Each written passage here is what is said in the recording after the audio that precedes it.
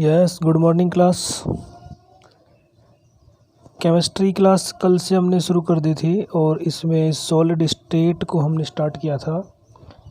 Solid state में भी solid के लिए जो डेफिनेशन है, सॉलिड की जो प्रॉपर्टी है, जो इनके गुण हैं, इनको हमने कल पढ़ा था।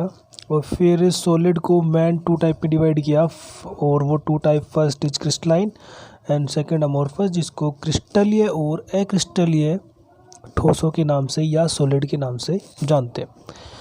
अब क्रिस्टलीय सॉलिड जो हमने कल बताए थे, उसके लिए कल जो उनकी प्रॉपर्टी थी, उनमें मेन प्रॉपर्टी को हमने कल कहा था कि उनमें एक डेफिनेट पैटर्न, यहाँ पर एक पैटर्न मिलेगा जबकि यहाँ पर कोई पैटर्न नहीं है। पैटर्न मिलने को हमने कल ईंट के ढेर से बात की थी। मतलब एक जब ईंट को हम दीवार के रूप में जब उसको सेट करते हैं तब एक पैटर्न बनता है, तो वो किसका टाइप बन जाता है? क्रिस्टलाइन सॉलिड का। और उसी ईंटों का जब हम ढेर बना देते हैं तो वो किसका टाइप बन जाता है? अमोर्फस का। एग्जाम्पल से इसको हम समझ सकते हैं, जैसे क्रिस्टलीय ठोस, उसमें जैसे ए एंड ए, 2 टाइप के आपके पास एटम हो, एक ए एंड बी। अब इनका जो तरीका है वो एक डेफिनेट तरीके से, पहले ए की लेयर, फिर उसके बाद बी की लेयर, फिर उसके बाद ए की लेयर, फिर उसके बाद बी की लेयर। एक पैटर्न फिक्स है कि पहले ए आएगा, फिर बी आएगा, फिर ए आएगा, फिर बी आएगा। मतलब फर्स्ट लेयर ए की होगी, सेकंड लेयर बी की होगी। डेफिनेट पैटर्न, ऐसे सॉलिड्स जहाँ पर ऐसे डेफिनेट पैटर्न मिलेंगे उसको हम क्रिस्टलाइन सॉलिड के नाम से जानेंगे। ठीक है। और दूसरा हमारा एमोर्फस। एमोर्फस के अंदर पैटर्न नहीं होता और उसके लिए पैटर्न के नहीं है। इसका मतलब क्या? जैसे वो ही कि ए एंड बी टाइप के हमारे पास रहेंगे, 2 टाइप के आइटम है और इसमें इनको सेट किया जाए तब ये इस तरीके से सेट हो कि जिसमें कोई पैटर्न ना हो, बस जो चल रहा है वो चलता चला जाए इर्रेगुलरली पूरा। इसे हम क्या बोलेंगे? Amorphous solid. मतलब ये वो ही ईंटों का ढेर और ये वो ही ईंटों की दीवार जिसमें से एक डिफरेंट डेफिनेट पैटर्न मिलेगा। क्रिस्टलाइन के लिए कल एग्जाम्पल लिया था, जैसे NaCl, KCl, ये कल हमने तैयार किए थे। इसके लिए हमने पॉलीमर्स को एग्जाम्पल में बताया था। जो पॉलीमर्स होते हैं उनके अंदर डेफिनेट पैटर्न नहीं होते, इसीलिए वो क्या होंगे? अमोर्फस अक्रिस्टलीय प्रकार के कहलाते हैं। ठीक है। और बाकी इसको हम ऐसा एग्जाम्पल से लिखना चाहे तो हम कर सकते हैं, पहले Na, फिर Cl, फिर Na, फिर Cl, फिर Cl, फिर Na, फिर Cl, फिर Na। एक डेफिनेट पैटर्न, सब तरफ NaCl। यही क्रिस्टलाइन सॉलिड को बताते हैं। ठीक है। अब नेक्स्ट क्रिस्टलाइन सॉलिड के डिफरेंट टाइप जो आज करने हैं वो स्टार्ट करेंगे। उस डिफरेंट टाइप में फर्स्ट आपका आयनिक सॉलिड, सेकंड आपका molecular solid, third covalent and fourth metallic solid. ठीक है। और इसको पहले को हम बोल सकते हैं आयनिक, दूसरे को आणविक, तीसरे को सहसंयोजक और चौथे को धात्विक के नाम से। अब इनके जो अंतर है उनको मेन रूप से, जो इनके डिफरेंट हमें इसमें जो डिफरेंस करने हैं वो इनके फर्स्ट हम लेते हैं उनके कॉन्स्टिट्यूएंट पार्टिकल, मतलब अवयवी कणों के आधार पर। मतलब ये कौन से पार्टिकल से मिलकर बने हुए हैं उसके आधार पर इनको हम सबसे पहले अलग कर लेते हैं। फर्स्ट आपका आयनिक सॉलिड है और आयनिक सॉलिड में जो कॉन्स्टिट्यूएंट पार्टिकल या अवयवी कण है वो आयन्स होते हैं। जैसे आपका NaCl है तो इसके 2 आयन्स हैं, Na+ और दूसरा Cl-।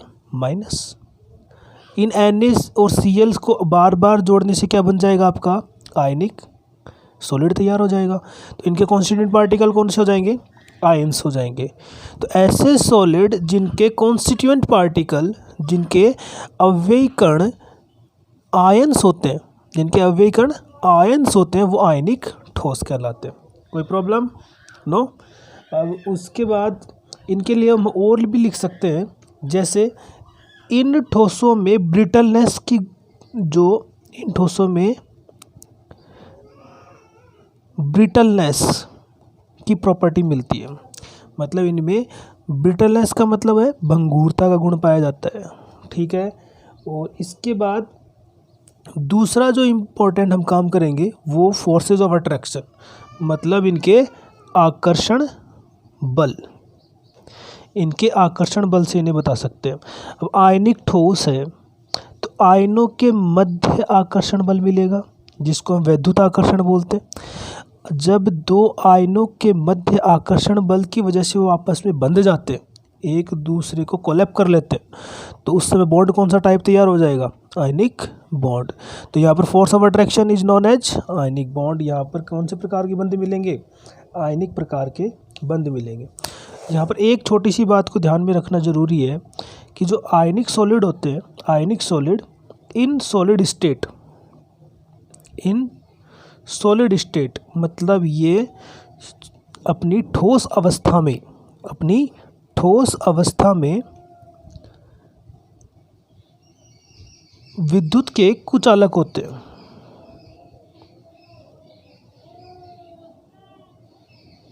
विद्युत के कुचालक होते हैं मतलब ये अपनी इन सॉलिड स्टेट में कंडक्ट नहीं कर पाते इलेक्ट्रिसिटी को, ये अपनी इलेक्ट्रिसिटी को कंडक्ट नहीं कर पाएंगे। लेकिन जैसे अगर इनको लिक्विफाइड कर दिया जाए, या इनका जलीय विलयन तैयार किया जाए, या इनका एक्वा सॉल्यूशन तैयार कर लिया जाए, तब ये कंडक्ट द इलेक्ट्रिसिटी, ये इलेक्ट्रिसिटी को कंडक्ट या कंडक्टेंस देने लग जाएंगे, मतलब विद्युत के क्या हो जाएंगे? सुचालक हो जाएंगे। ये एक छोटी सी बात का इसमें ध्यान रखना, ठीक है। उसके बाद अपना second type is molecular solid, जिसको हम आणविक ठोस के नाम से जानते हैं। आणविक ठोस, और इसके लिए सीधी बात जो कॉन्स्टिट्यूएंट पार्टिकल है वो इनके क्या होंगे? मॉलिक्यूल्स होंगे। कॉन्स्टिट्यूएंट पार्टिकल मॉलिक्यूल्स के नाम से जानेंगे। अब ऐसे ठोस या ऐसे सॉलिड जो मॉलिक्यूल्स के छोटे छोटे पार्टिकल से मिलकर बनते हैं उनको मॉलिक्यूलर सॉलिड कहते हैं, ठीक है। पहला इनका कॉन्स्टिट्यूएंट पार्टिकल के बेस पे हो गया मॉलिक्यूलर सॉलिड। जैसे आपका वाटर फॉर्म होता है H2O, फिर H2O, फिर H2O आपस में बाइंड होते हैं, एक आइस बनाते हैं, मॉलिक्यूल से बना हुआ है, तो वो कैसा सॉलिड हो गया? Molecular solid. जैसे hydrogen two hydrogen gas is known as molecular solid. तो ये सारे एग्जांपल हम लिख सकते हैं मॉलिक्यूलर सॉलिड के अंदर। अब उसके बाद इनमें दूसरा जो अट्रैक्शन फोर्स की हम बात करते हैं, फोर्सेज ऑफ अट्रैक्शन, मतलब ये किस बंध के द्वारा बंधे रहते हैं, इनको हम लिख सकते हैं। इनमें वैन डर वाल्स फोर्सेज हो सकते हैं, इनमें हाइड्रोजन बॉन्ड फोर्सेज हो सकते हैं, मतलब इनमें हाइड्रोजन बंध हो सकते हैं। लेकिन एक छोटी सी बात का ध्यान दें तो आणविक ठोसों को हम फिर से एक बार 3 भागों में बांट सकते हैं।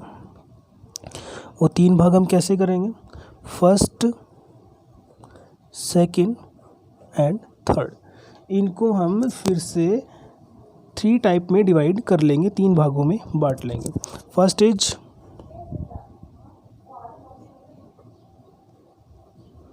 Non polar, second polar and third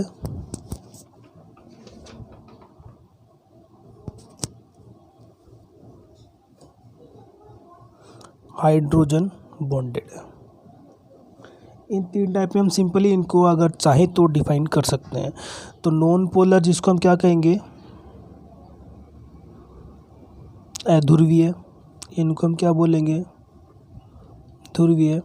और इनको बोलेंगे हाइड्रोजन बंध वाले। इनको क्या कह सकते हैं? हाइड्रोजन बंध वाले। तो अब क्या कर रहे हैं? फर्स्ट जिसको हम बोलेंगे अध्रुवीय ठोस, अध्रुवीय आणविक ठोस या नॉन पोलर सॉलिड, इनके अंदर इनको अगर डिफाइन करना चाहें तो इनमें नॉर्मली जो फोर्सेज होते हैं वो वेरी वीक होते हैं, वीक फोर्सेज होते हैं, मतलब दुर्बल बल पाए जाते हैं। जैसे कि आपका दुर्बल London force, van der Waals force etcetera. और ये मुलायम होते हैं, इनके गलनांक बहुत कम होते हैं, तो वो इनके अंदर हम बता सकते हैं। दूसरा पोलर, पोलर जो जिनमें जो फोर्स होगा, जो अट्रैक्शन फोर्स होगा वो डाईपोल से मिलता है। अट्रैक्शन फोर्स कहाँ से मिलेगा? डाईपोल से मिलेगा। डाईपोल्स का मतलब एक पॉजिटिव होगा, दूसरा नेगेटिव होगा। या हम ये कह दें जैसे आपका HCl है, HCl का एक मॉलिक्यूल है, HCl के मॉलिक्यूल में एक Cl जिसके पास पॉजिटिव आयंस होते हैं और एक हाइड्रोजन जिसके पास पॉजिटिव आयंस होते हैं और दूसरा Cl जिसके पास नेगेटिव आयंस होते हैं। तो इसमें एक HCl का मॉलिक्यूल दूसरे HCl के मॉलिक्यूल से जब कंबाइंड होता है तो वो उसके दूसरी साइड से, तो इधर जैसे आपका हाइड्रोजन इधर क्लोरीन, तो इसके हाइड्रोजन इधर क्लोरीन, मतलब ये होगा कि इसमें जो डाइपोल बनेगा वो डाइपोल एक दूसरे को अट्रैक्ट करता है। तो इस टाइप के सॉलिड्स में डाइपोलर अट्रैक्शन मिलेगा। और इस अट्रैक्शन, ये यहाँ पर थोड़ा सा जो अट्रैक्शन होगा वो डाइपोलर अट्रैक्शन होगा, एक का पॉजिटिव तो एक का नेगेटिव तो दूसरे का पॉजिटिव, एक दूसरे को आपस में क्या करेंगे, अट्रैक्ट करेंगे और अट्रैक्ट करने से इनमें फोर्स तैयार हो जाएगा। और तीसरा हाइड्रोजन बॉन्डेड, ये ऐसे सॉलिड है जिसमें हाइड्रोजन बॉन्ड मिलते हैं। कौन से सॉलिड? जिनमें हाइड्रोजन बॉन्ड मिलेंगे उनको हाइड्रोजन बॉन्डेड सॉलिड बोलेंगे।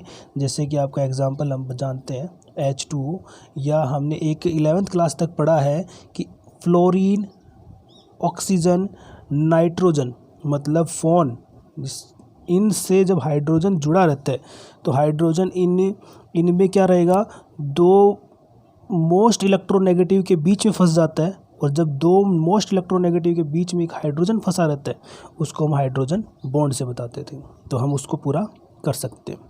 ओके, अब नेक्स्ट नंबर 3, सहसंयोजक ठोस जिसको हम कोवेलेंट सॉलिड के नाम से बोलेंगे। कॉन्स्टिट्यूएंट पार्टिकल हमारे सामने है जिसको हम क्या बोलेंगे, एटम, ये इसका कॉन्स्टिट्यूएंट पार्टिकल रहेगा। एंड सेकेंड, इनमें जो अट्रैक्शन फोर्स रहेंगे वो कोवेलेंट बॉन्ड, मतलब एक दूसरे से कोवेलेंटली बॉन्डेड होंगे, इनको हम सहसंयोजक ठोस के नाम से जानते हैं। जैसे कि आपका इसमें एग्जांपल ले सकते हैं, जो एटम्स हमने कहा कि जैसे कार्बन, जो हीरा है, हीरे के अंदर 4 कार्बन एक दूसरे से जुड़े रहते हैं, ठीक है।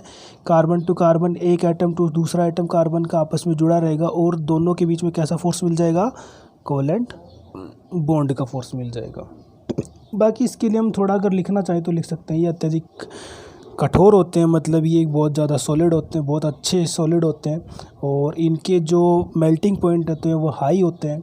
इनमें गलित दोनों अवस्थाओं में विद्युत के कुचालक होते हैं, मतलब ये ना तो मेल्टिंग स्टेट में इलेक्ट्रिसिटी को कंडक्ट कर पाते हैं और ना ही सॉलिड स्टेट में इलेक्ट्रिसिटी को कंडक्ट कर पाते हैं। तो वो इसके लिए लिख सकते हैं, सॉलिड स्टेट में भी इलेक्ट्रिसिटी को कंडक्ट नहीं कर पाएंगे और ना ही मेल्ट स्टेट में, मतलब ना तो गलित अवस्था में ना ठोस अवस्था में इलेक्ट्रिसिटी को चालन या विद्युत का चालन नहीं कर पाएंगे, ठीक है। नंबर लास्ट एंड फाइनल आपका, जिसको हम जानते हैं धात्विक ठोसों से। अब धात्विक ठोसों के अंदर जो कंस्टिट्यूएंट पार्टिकल है उसका ध्यान रखेंगे। धात्विक ठोसों का कंस्टिट्यूएंट पार्टिकल मोस्टली इलेक्ट्रॉन्स होते हैं। इसमें क्या करते हैं, धातु अपनी इलेक्ट्रॉन को रिमूव करवाती है, उनको त्याग देती है और उसके बाद में वो धनायन बनाती है या इलेक्ट्रॉन को इस धातु जब इलेक्ट्रॉन को लेती है तो ऋणायन तैयार करती है।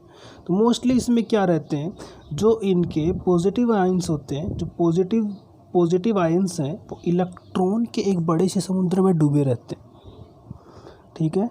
और इन धात्विक ठोसों के लिए हम कह सकते हैं, बाकी जो हम सॉलिड के लिए जानते हैं, धातु के एक मेटल के लिए जानते हैं कि मेटल क्या होती है, मेलेबल होती है, मेटल टेंसिल्स होती हैं और इनमें मेल्टिंग पॉइंट इनके हाई होते हैं, इनमें एक मेटेलिक लस्टर होती है, धात्विक चमक पाई जाती है, वो इनके बारे में लिख सकते हैं। जो अट्रैक्शन ऑफ फोर्सेज उसको हम जानेंगे इसके मेटेलिक बॉन्ड से, ठीक है। तो ये आज का हमारा जो टॉपिक रहा क्रिस्टलाइन सॉलिड और इसके टाइप को अच्छे से ध्यान से पढ़ेंगे और अपना काम आगे पूरा करेंगे। तो इसमें आपने इसके टाइप्स में आयनिक सॉलिड और आणविक, जो molecular, covalent and metallic solid को पढ़ा। इन टाइप्स को हम अच्छे से डिफाइन करेंगे और हर एक बात का ध्यान रखना है, नोट्स को अच्छे से प्रिपेयर करना है, जो बातें बताएगी उसको कंप्लीट नोट्स में प्रिपेयर करना है। या इसके अलावा आप जानते हैं उसको भी अपने नोट्स में अच्छे से प्रिपेयर कर सकते हैं। मोलिकुलर सॉलिड को थोड़ा अच्छे से समझना है। इसके 3 टाइप हमने अलग से किया है, non polar solid, polar solid, hydrogen bonded. Non polar जिसके लिए हमने कहा इसमें वीक फोर्सेज होते हैं, वो लंदन फोर्सेज या वंडरवाल फोर्सेज वगैरह। और पोलर सॉलिड में डाइपोलिक मिलेगा आपका अट्रैक्शन फोर्स, जो हमने किया था पॉजिटिव टू नेगेटिव, जिसमें एक मॉलिक्यूल दूसरे मॉलिक्यूल को अट्रैक्ट कर पाता है। और हाइड्रोजन बॉन्डेड में जैसे आप H2O को जानते हैं, H2 H2O से बॉन्डेड रहता है। इसमें हमने जो एग्जांपल लिया था फ़ोन का, वो एग्जांपल हम बता सकते हैं। और हाइड्रोजन के द्वारा हमने इसको बताया है कि जब ये फ़ोन जो मोस्टली इलेक्ट्रोनेगेटिव हाइड्रोजन से जुड़े रहते हैं, तो जब हाइड्रोजन के बीच में फंस जाता है तभी क्या बना लेते हैं, हाइड्रोजन बॉन्ड बना देते हैं। तो आज की क्लास में बस इतना ही। Thank you.